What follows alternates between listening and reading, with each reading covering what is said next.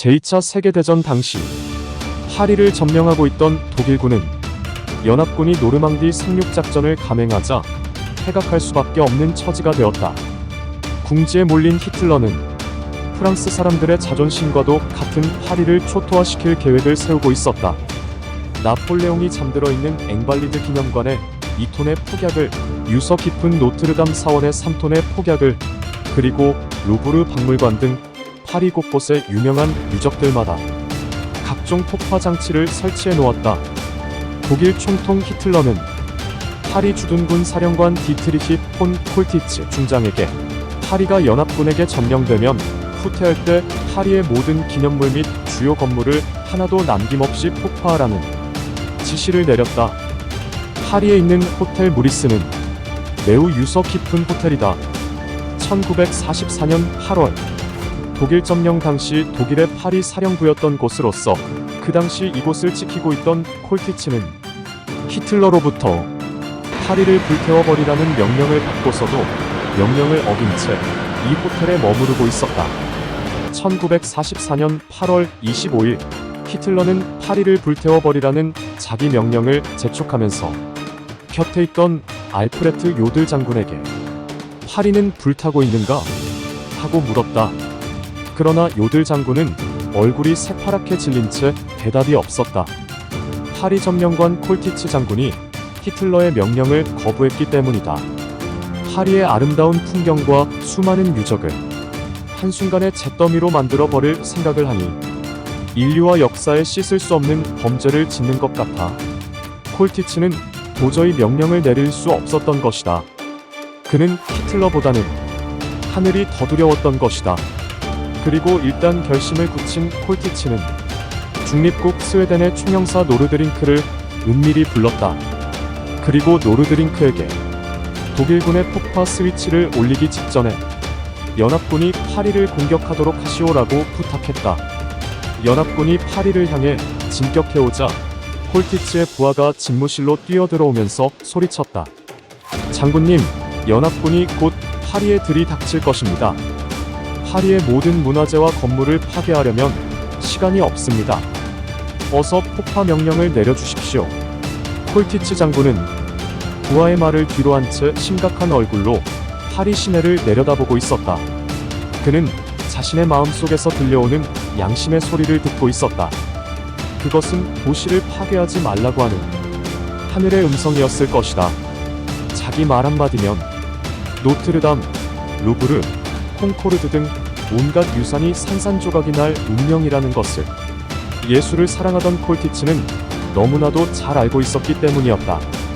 바로 이 순간의 하늘은 미래를 내다볼 줄 아는 리더인 콜티츠에게 애타게 메시지를 보내면서 설득하고 있었을 것이다. 결국 그는 히틀러의 지시를 따르지 않기로 결심하고 마지막으로 자기 아내에게 전화를 걸어 여보, 나는 양심과 소신에 따라 행동했을 뿐이오 라고 말했다. 아내와의 전화를 끝으로 콜티츠는 연합군에 의해 포로 신세가 된다. 맨 먼저 호텔로 뛰어든 것은 프랑스군의 칼세중이었다.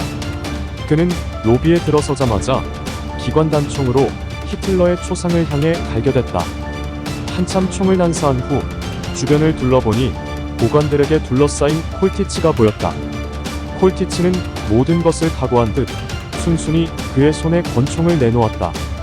파리 전체를 파괴하라는 추상 같은 히틀러의 명령을 어기면서까지 파리를 구한 그였지만 프랑스 시민들은 냉담했다. 과격한 군중은 욕설을 퍼부으며 침을 내뱉고 돌을 던지고 머리를 낚아채어 마구 끌고 다니기까지 했다. 그러나 콜티츠는 자신의 결정에 대해 단 한 번도 후회하지 않았다.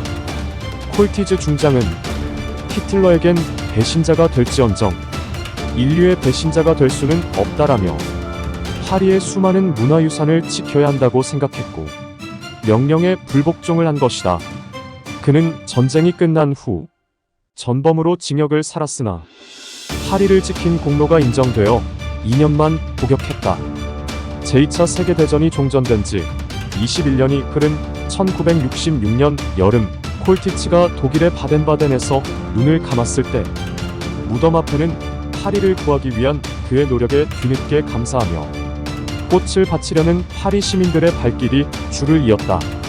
에펠탑, 루브르 박물관, 노트르담 대성당, 루이 16세 궁전, 개선문 등 도적들로 유명한 세계적인 도시 파리. 이처럼 파리가 역사와 전통이 살아 숨쉬는 아름다운 도시가 되기까지는 히틀러의 반인륜적, 반문명적 명령을 거부하고 파리를 지켜낸 콜티츠의 용감한 결단이 있었기에 가능했던 것이다. 콜티츠는 끝내 폭파 단추를 누르지 않았다.